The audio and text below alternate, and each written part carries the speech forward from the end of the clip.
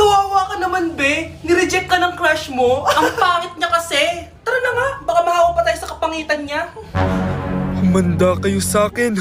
Maghihiganti ako sa inyo. A few moments later. Sorry guys, I'm late. Sino yan? May bago ba tayong kaklase? Be, si Scarlett yan. Oh, hi. Ako nga pala yung sinabihan yung pangit dati. Boyfriend niyo ba yung mga nandun? Sabi kasi nila, ang ganda ko daw. Ikaw yan, Scarlett? Hindi pwede. Paano nangyari to? Magpaganda ka na rin, be. Baka habulin ako ng boyfriend mo. Bahala ka. Bye.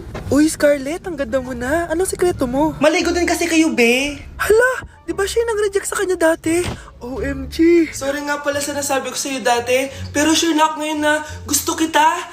Eto, para sa'yo. Okay. So tayo na? Pwede ka na umalis. Ang kapal din ng mukha mo no? Sorry pero may boyfriend na ako.